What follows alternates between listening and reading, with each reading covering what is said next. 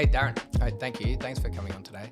So people that might not know, Darren's with Herron, Todd White. Been with Herron, Todd White for, 20, 25 years now. A long time. Long time. Yeah, so we run each other, every now and then. And whenever I've had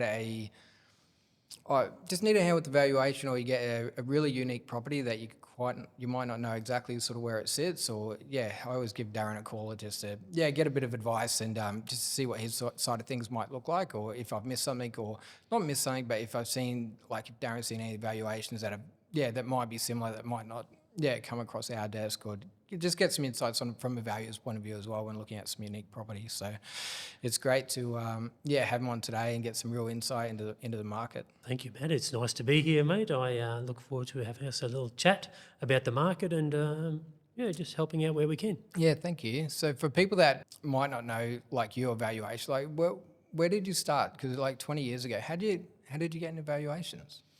Originally, my origin story, my friend, is I grew up in Bowen, finished high school, went to work in the local Commonwealth Bank for about 10 years. During that journey on the banking side of things, I bumped into a guy that I went to high school with, who actually came out of high school and went straight into valuing. And one day he said, well, would you like to come along and see what I do? I went, okay. Yeah. And basically, from that moment, I started studying the degree, moved to Brizzy, late 90s, finished the degree at 2000, moved back up here at the end of 2000, and I've been here valuing ever since. So 25 years. Yeah, wow. That's similar to what I do with real estate. So I had a friend of mine doing really well in real estate, and I said, well, what's all that about? And they said, do you want to come around for the week? And I hung out with the guys at Ferry back then for the week. And at the end of the week, Jason was a sales manager back then.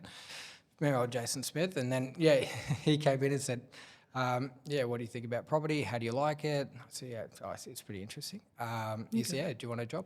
So I said, what do you got to do? And then I went out, got my license, came back in, and we had a gig from there. So well, there you go. And these are moments that, if you don't have that little exposure and I don't have that little exposure, we go off and we end up doing something else potentially. Yep. Yeah, I think so too. Looking at that, like market movements and Townsville, you've been valuing property across Townsville, so just like a long, long time now. What do you see like, ups and downs? Like what's your read on the market at the moment? And are we still riding, like, because COVID was nearly 5 years ago now, but since COVID, we've continually been improving the market. Do you think it's still on the back of COVID, or are there other things in play at the moment?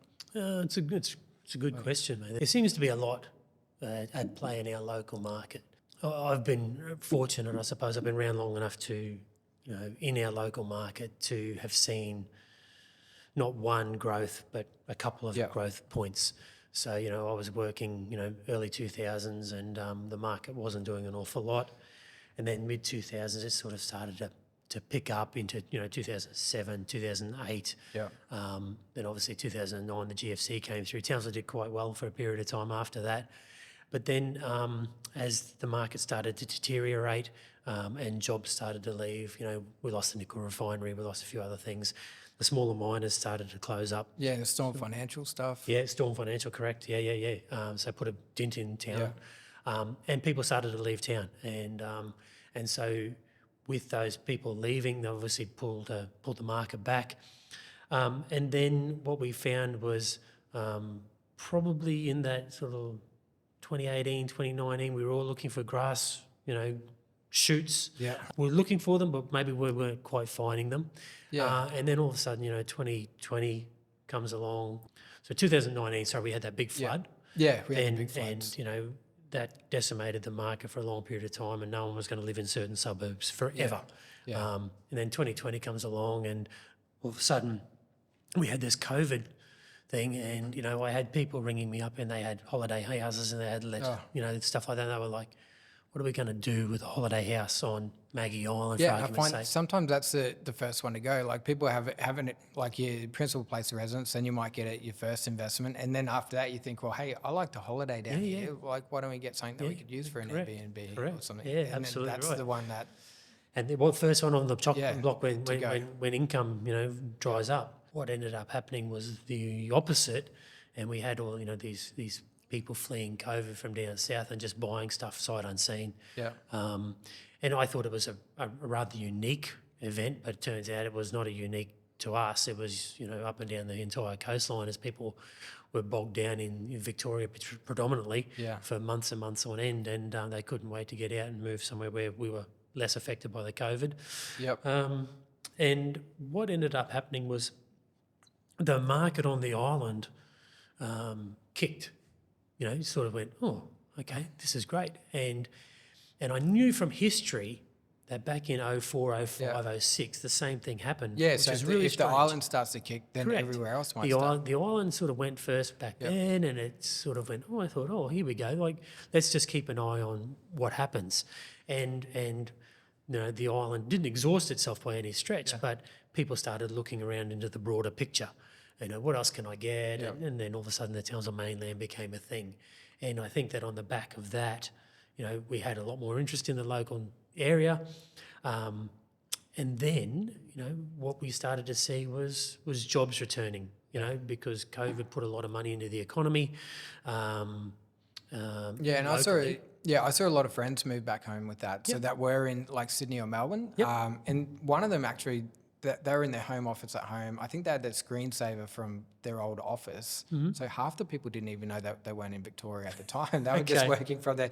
I think anyone that grew up in regional Australia thought, oh, hey, look, I don't want to be locked down in a big city or anywhere. Let's go home for a little bit. And and some of them have stayed. Some have gone back. But I think a lot have gone, well, hey, regional Australia gives you a great opportunity, a great lifestyle. You don't have the traffic, you don't have all the noise from big city. And if you do want to live in a big city again for some opportunities, I know people need it, but you can jump down and jump on a plane and go and do that sort of thing if you want to. So. Yes, absolutely right. So, and that's a great example. You've got people that you knew who came back to town, and but they had to come back for a reason. Obviously, those jobs got spread out. You could work from home, and that then I guess caused a bit more of a continuation, or as that pebble at the start of the avalanche. Where things start moving in the one direction, and that's exactly what happened. So the small miners started to open up again. They became small miners, became big miners. The coffee shops needed staff. The restaurants needed people, and what we found was, people started coming to Townsville because we had an excess of jobs over people. Yeah. And people were going, well, why not move back to Townsville? And then, obviously jobs create, jobs are a big thing. That demand potentially for rentals, which also creates demand for owner occupiers. And that's what I found too. With anyone that came out of COVID that had a steady job or that was comfortable in their work, that hadn't lost a job or anything like that, and they really started to look at, okay, well, if we are going to be at home or if we are going to have a lockdown later on, or if this happens again or anything like that, where do we want to be? Do we want to upgrade the family castle and go from... And so I started to see a trend where people were really thinking about what they wanted in a home, and I saw theatre rooms disappear for home offices.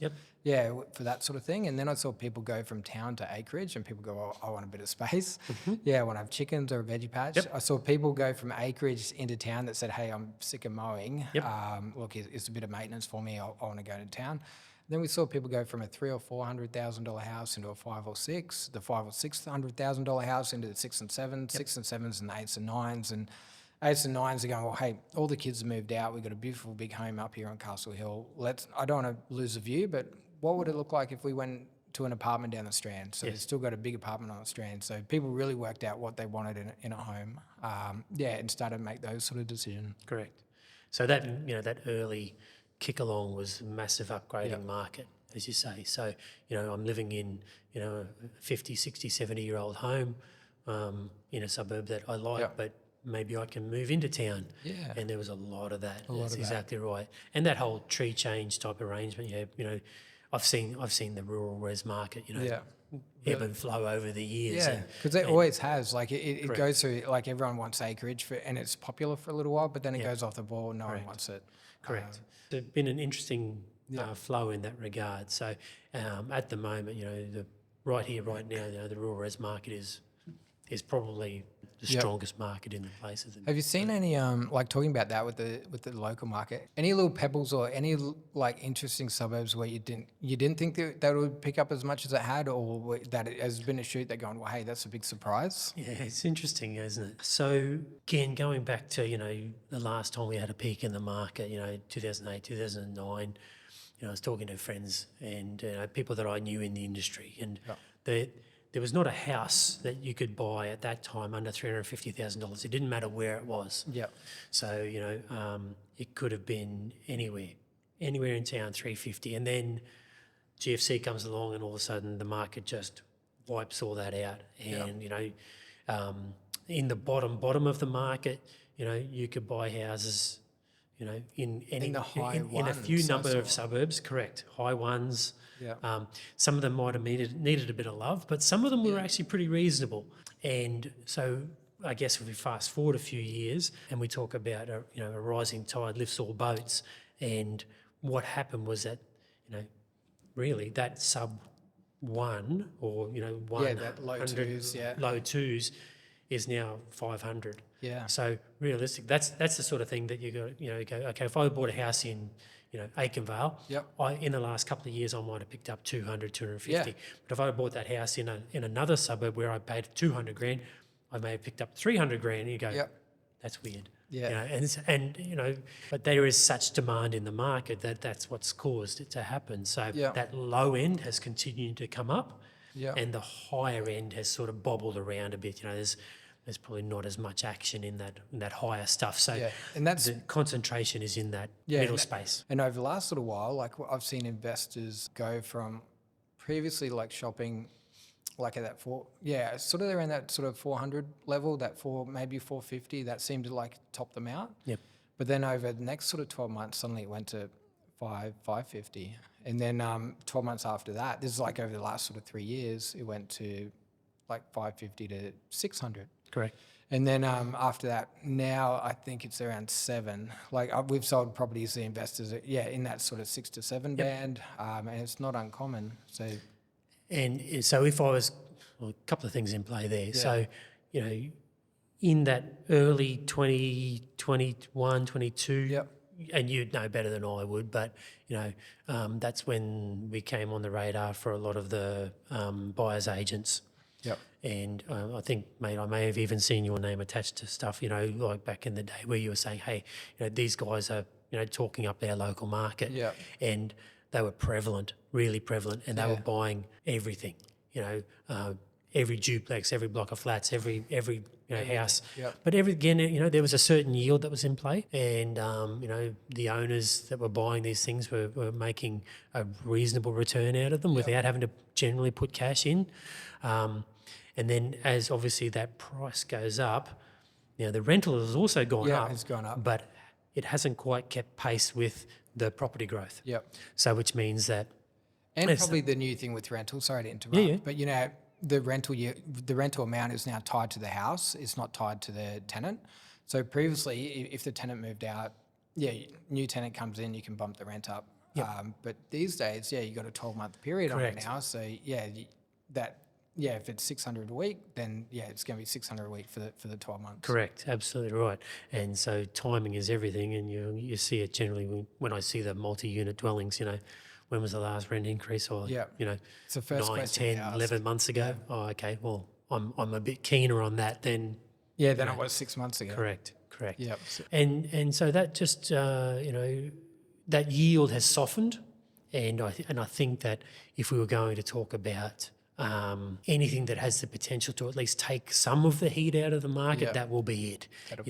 Because if all of a sudden the investors are at 700 grand and that property is going to rent for probably 7. Okay. It's still around there, or maybe just under. It'd be 680 to 7. It's sort of expected. I think. And that's right. So where it was 6.5%, now it's down at 5, and maybe high 4s. Yeah. And if that continues to decrease, then that just means more and more money coming out of their own pocket. Yep. And all of a sudden, I think you're going to hit a point where if the rents don't either kick again or if they do stay the That same, might start to people will stabilise the start to say, okay, well, look, that investor market sort of get a bit of heat comes out of that. But as you and I both know, there's plenty of demand in the owner-occupier market. And I know... So much at the moment. And you really feel for them. Like, I've had a lot of first home buyers out there at the moment.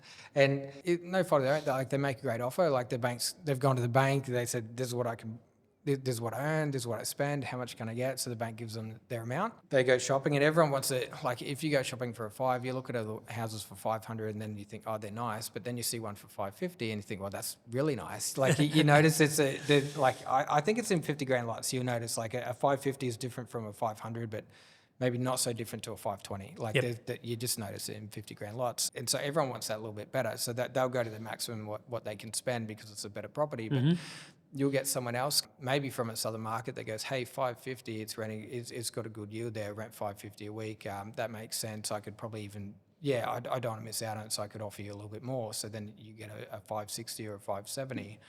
And we've had it where we've had multi-offers like that. I had one where it was like nice home, a 4, 2 and 2. This was probably a little while back now, but it was 4, 2 and 2, Walgaroo. Just okay, like just standard, not awful, not great. And we went offers over 460 on that one, and we thought that was fair. And suddenly, 19 offers rolled in. We weren't expecting anything like that. And next minute, it sold for 550. But all the comparables previously to that, we're thinking, we're shot in that mid to high 4s. Like 5's probably definitely the limit. But we had like 9 offers above 500. So and that's like us knowing that the market's moving. Like it is a sharp pace, and not everyone gets it right. Like us agents and values, like it's hard to pick sometimes. So you can't sort of pick on. Yeah, absolutely right. No, there's some difficult things. And for me, and you've said it there, you've got a mix of owner occupiers who are making their best offer, and then you've got, the investors invariably trumping because they've just got more access to capital. Yep, that's basically it. What I guess for me for a long period of time was when properties were only getting marketed via the buyer's agents and the locals weren't even getting a go at it. Because even in this market that you're saying, you will get the owner occupier who's prepared to pay X amount of money and will win that right to purchase the property. And I think that there was a long period of time there where it was just they going off weren't market. even getting a chance at it, and I found that to be incredibly unfair to the local market. Yeah, I agree. I 100% agree. And if you go back to that time, I think the main driver for it was the off-market pricing was a good price. Like, it seemed like a fair price to an owner, and they weren't paying the advertising and thinking, okay, well, from an owner's point of view, they're putting it out. They're probably putting it out to not one buyer's agent, but there's probably 7 or 8 there that the agent's probably dealt with, and they sort of put it out there and they go, okay, look, see where they come in, and it won't be one offer that gets it. There'll probably be 3 or 4 offers. The owner gets to go, okay, well, look, that's great. I've got 3 or 4 offers here to have a chat about. Which one do I want to take? And often they're in line or better than the market. But over the last 12 months, I've found it's changed. The on-market pricing is superior to off-market, and I think that's where it changed, because people were missing out on things. And there's a handful of buyers agents that won't buy on market, that they feel like that to get their deal across the line, to sell it to their buyer, it has to be off market to look like they're doing the right thing. But whereas on market, there's still a lot of buyers agents that'll buy on market, and you get them to, and they compete with the open market and everyone else trying to have a shot at it. I think for the seller, you'll get a better result, and they just need you get your time in the sun, and it's a bit like insurance. You're just ensuring that whatever that price happens to be, it's gone to everyone in the market, not just one group of people. Everyone gets a fair chance at it, and then what will be, I think. Yeah, absolutely right. So the wash up is that there's a lot of houses that got sold there probably a few years ago, a couple of years ago now, that the locals didn't get a go at. Now they're having to pay an extra 150 grand for those same houses again. Houses, I've seen that, time and time again over the last little bit, because it's been such a sharp rise in the last 12 months. Understanding the valuation process, we've got agents have their process, but a value is a slightly different process. Like, I always looked at Well, when I do mine, I look at like what the land value might be worth, what the house is sort of worth, and then I put it together, and then you come up with like a figure. You go, okay, if it was to replace this house, this is what it is. But then you also, like, we bring in like market conditions. We look at all the recent sales and all that comes into it as well. So there's no one price, but you guys come from like a slightly different angle. What does a valuer look at when they're valuing a property? And that's, you sort of ended on that, there's no one price. And essentially, as a way of background, you are right. No house has one single value. Everything has a range of values, okay? Yeah. And it could come down as simply as, how motivated is the vendor, and how many bloody offers you might get on the property, So don't offer it out in the market, sell it to the neighbour, sell it one price, offer it out, get 25 offers, and sell it at the top end of the market. So when the valuer comes along and we're doing a contract of sale, essentially what we are trying to do then is we'll take the sale, we'll break it down into its components, all right? Yeah. So we'll say, okay, well, look, we believe the land is worth X, based on sales evidence. We believe that, the improvements are showing us, dollar figure, rate per square metre, whatever it is. Yep. And then we also break down the ancillary improvements. Does it have pools? Does it have sheds? So on and so forth. And then we'll then go out obviously into the marketplace and say, okay, well, what's something that's similar that is sold in the same, the same area, the same sort of area, same type of money. Yep. And it's invariably not really a problem. Yeah, most you'll find that they'll be like within a range, like correct. Yeah, yeah. And as I say to most people when I go and talk to them about they're selling their house, and a lot of people are a bit scared when the value shows up. Yep. But I say to them, I'm not here to reinvent the wheel. I'm just here to try and say, well, does your sale fit into the market? And if I can say, look, I've got a sale around the corner that's inferior to yours, and I've got a sale around the corner that's superior to yours, and we're sort of in the market, then we move on. Yeah. It's only when we get a large variation that we're going to have some troubles. Yeah. And if it's too low, if you've sold the house too low, well, that's generally not an issue for us. That's what I was going to ask, because everyone asks about the valuations and everyone's like worried about it, either like stacking up, I guess, using that language, and going, okay, well, is it worth this? Is the bank going to approve it? Would the valuer think it's all okay? Yep. But no one ever thinks to the other end. And it was only when I was thinking about what to talk to you about that I thought, okay, well what does happen at the other end of the bookend down there? Like if someone does come along, very rarely have you ever heard stories about a property underselling by like a couple of $100,000. Correct. But what would happen if that ever happened? It would just get ticked off, like well, because everyone agrees. For argument's sake, you have a house that's under contract for $450. All of the evidence in the neighbourhood says it's worth $550, $600. We value it at the market level and we move on. Yeah. And we'd normally say, well, contract appears to be sort of below market, or at the lower end, or whatever it is. Okay. In that instance, below market. Yeah. All right. And then we say, well, we'll do a market level value, and we'll send it off to the financier or whomever it is. The reverse is also true. If all of a sudden you've got that house that's under contract for $700 and all the evidence is suggesting $600, we'll put a market level value on it, and then invariably what will happen is that the bank will decline to the finance, because we'll talk about the generic stuff, and we do most of our stuff is bank related. So the bank will generally decline the finance unless someone wants to cough the extra $100,000 or whatever it's going to be. Yeah, I've seen that in the past where where the buyer has done that, and they really love the house. They thought it was fair value. The bank didn't value it at that amount, so they've come in and gone, okay, well, we'll just pay the extra. Correct. And done that. Is there do people argue values like that? When we're sitting down talking to someone, we'll talk to them and they'll say, yeah, but Matt, I want this price, and the evidence might be less, but you might give it a go at that price, or they'll be, okay, well, you can usually find like a sale somewhere that you can get, okay, well, there's an argument there for it. Yep. Look, I'm not the price police, because I've seen sometimes I'll be spot on, and sometimes they sell above, sometimes they sell below. You can never be 100% correct, but you get a good idea for it. So again, you talked earlier about market conditions, and the valuer, we realise that, we're in a moving market, particularly in a hot market. So, if something sold for $500,000, 3 months ago, it's not worth $500,000 anymore. We know it's worth more than that. How much more than that? Well, hopefully we've got some sales that will dictate what it is. Yeah. And invariably, it's important that we go to the stuff that's under contract. All right. Yeah, because so it's not settled yet, because not that settled data yet. is Correct. old That's data as now. fresh as you're going to get. You know, you've put it under contract a week ago, and the value is showing up this week to do the job. And if we can say, okay, if you can draw a line that says, okay, well, look, I can see the correlation from that sale from 2 months ago to this one here. Yes, we're a little bit more. We move on. It's only generally when we see, and I think I've spoken to you about this ages ago, but when we see large jumps. So if all of a sudden, you know, the market's sort of 500, 520, 550, and then all of a sudden this thing's 650, the value is generally going to have some drama.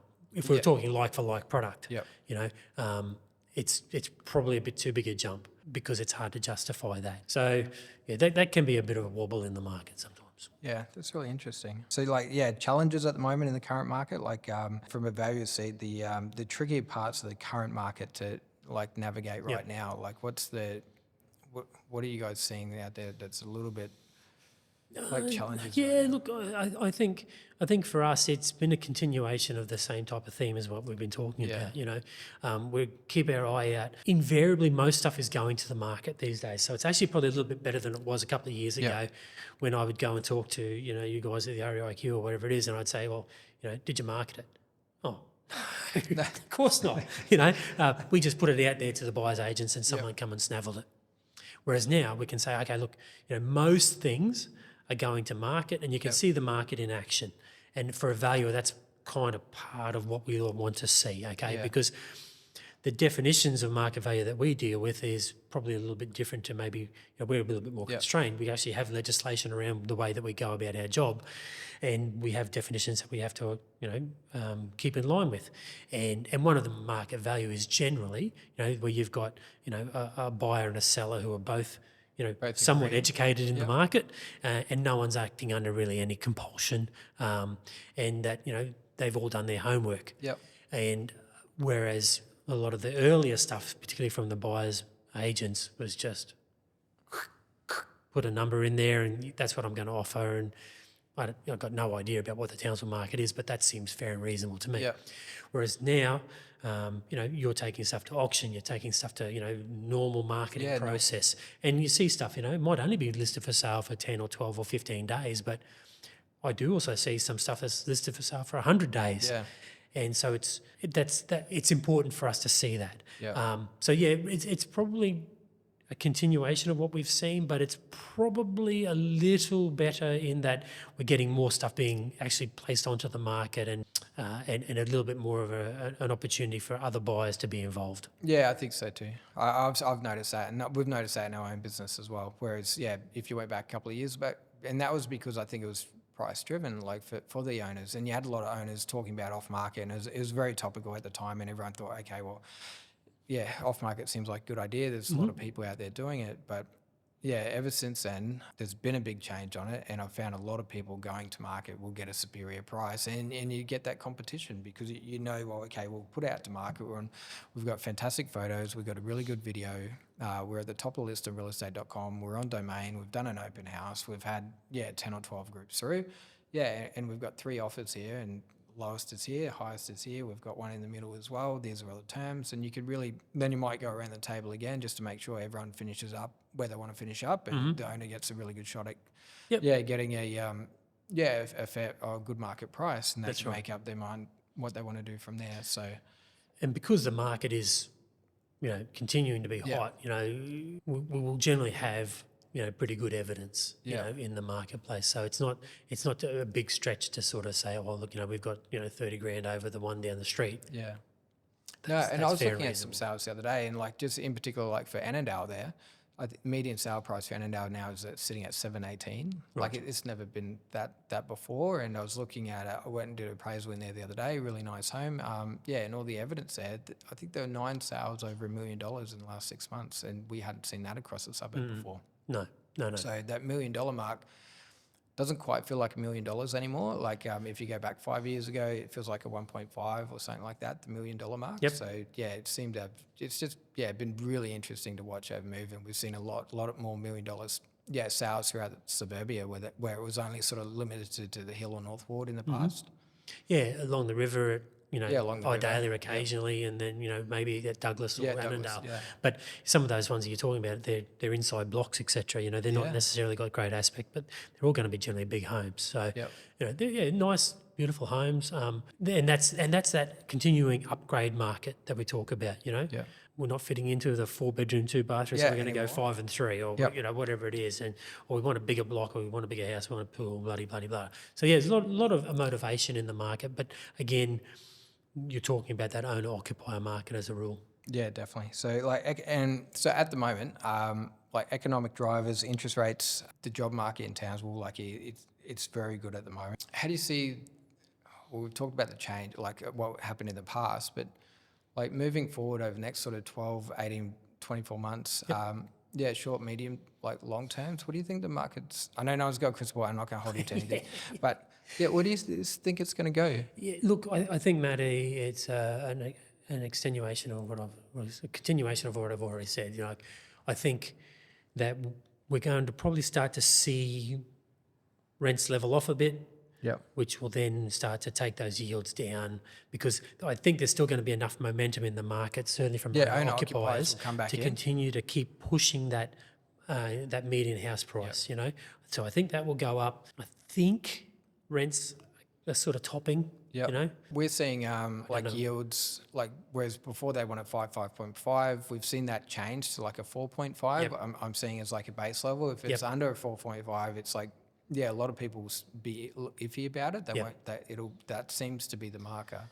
So for me, I think that will take like I said, that should take a bit of heat out of the market. But then, there's plenty of owner occupiers still in the market, plenty of work. Everyone's still looking for jobs. Or looking for employees. So I think that there's still no change in the foreseeable future that I can see. Certainly in the next sort of 6 to 12 months.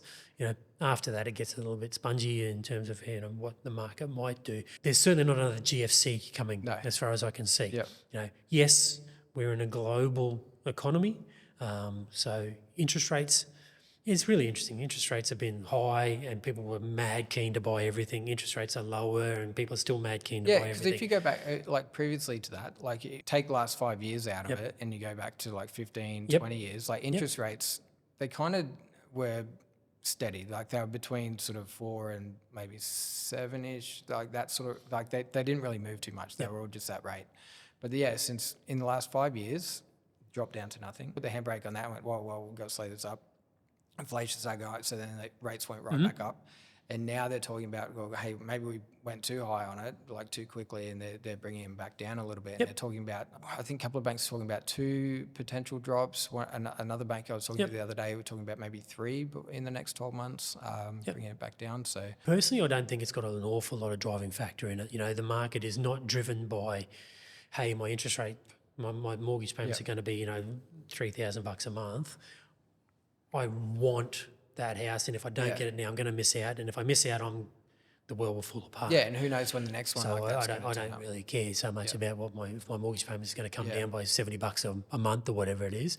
I want what I want, and hell, in 5 years' time, the market could be completely different. The vice versa of that, or the reverse of that, is in 2015 or 16, when we were absolutely dragging along the dirt in the bottom of our market. Interest rates were low, but no one wanted to buy anything. No one wanted to buy anything. It's sentiment. It's sentiment and market, conditions that really drive, what happens in the property price. Yeah, sentiment's got a big thing to it. And I think we've got one of the best jobs market in the country at the moment. There's a lot of spending going on, a lot of infrastructure, a lot of public and private money being spent around the town. So I think that'll bring more people in, more owner-occupiers. I'm with you on that. I think it'll just, remain steady, even if the investors drop off a little bit because of the yields. I think we're in a good time to head. I think we're a great city with a lot going on. So. Oh, for sure. I think Townsville needs to continue to grow, because whilst we're, what are we, the 10th biggest city or something in Australia, we're a good-sized population, but we're not a cap city. The cap cities continue just to roll through the peaks and the troughs. People will always move from the bush to the city because that's where the work is at. Townsville just needs to get that tipping point and all of a sudden, we can potentially be a bigger player in that market. Yeah, and if we do get a downturn, it won't hurt as bad. Correct. Because that last one seemed like you've been doing this 2025. I've been saying for nearly 18. It went for it was like 15 years. Correct. Yeah, it was a just freaking nothing. long time, So, man. yeah, if the population if we can get the people here, and it's a great place to live and more people, and so we've just crossed the border of 200,000. I think we're sitting at 209,000 Right. people now. So if we do get up to 250,000 next couple of years, and then closer to 3. Yep. Yeah, maybe the next downturn, instead of being 15 years, it might only be 5 years. Like it might be come into a normal market, so it won't be so bad. Yeah, great unknown. Yeah, very, very good. Hey, just before we finish up, then a couple of rapid fire questions just to get to just off your head. Don't think too much deeply about these. So, dream property. So, if you could buy unlimited money in Townsville, it's got to be in Townsville because we're Townsville. Where would you buy it? Where did you want to be? It's a good question, mate. It's funny because I live on a traditional beach shack. Yep. On the beach up at Saunders. Yes. All right? Now, I'd never had much to do with that place at all.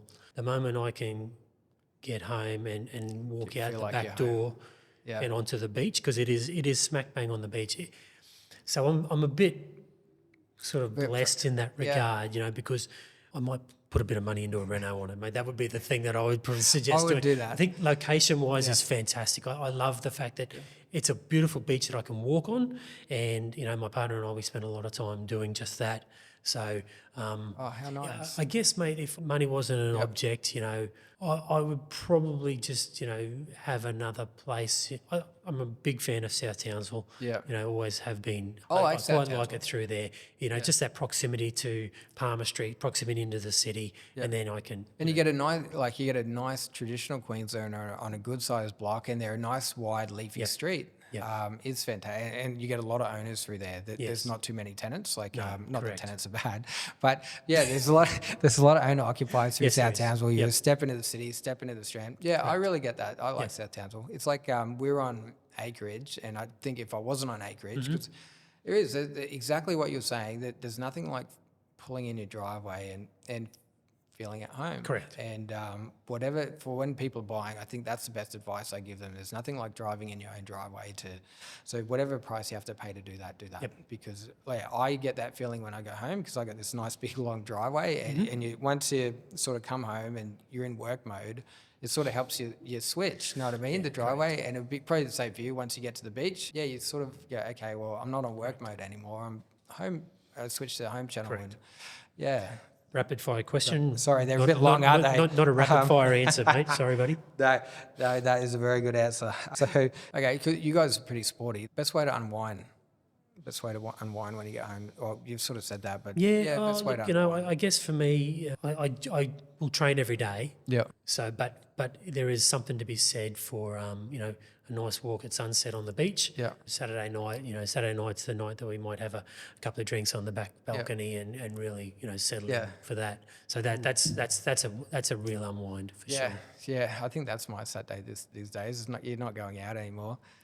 It's just nice to do. Yeah, correct. It's nice. So if you weren't a valuer, what would you do? That's a good question. To be honest, mate, I'd be in allied health somewhere. Yep. I thought physio probably. I could see you as a doctor. I'd be in there somewhere. Yeah. I really like people. Yeah. So and helping people. Yeah, correct. I think you generally got a good sense about you, and you want to do the right thing. I do. I think you'd like to. Yep. Yeah, I could see you as a. So somewhere in that health field, but I really don't know. But I'm a bit older, be slugging away back at uni now. So. And I think doctors and yourself, I think you've got a good way at putting things, because you go to the doctor, and if they say, "Oh, mate, we've got to cut your leg off," or say, but you could give it to them straight and not upset someone's feelings at the same point. That's the plan. I think that's I think you got a great personality for that. You'd be a good doctor. And I know you just got back from a big trip. What's next on your bucket list? Oh, okay. There's probably tiers, but I think ultimate tier, Greenland. Yeah. Wow. Why Greenland?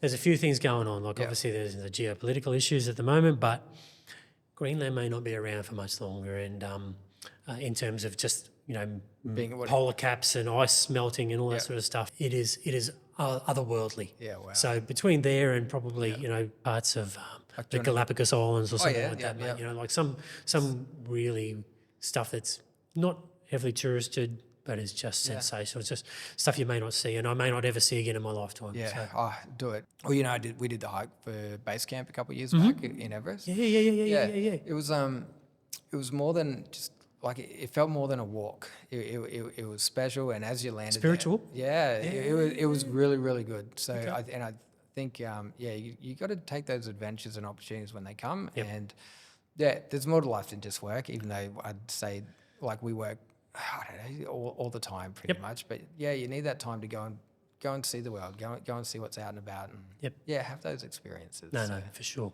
Hey, thank you. No, my pleasure, mate. It's been great coming today. Yeah, thank you. Yeah, it has been really, really good. So if anyone wants to reach out to Darren or talk about valuations or anything like that, you can reach him through all the normal Herron White, Herron Todd White channels. But yeah, thank you very much for coming on, mate. My That's pleasure. fantastic. Thank Good you. sir. Thank you very much. Thank you. All right.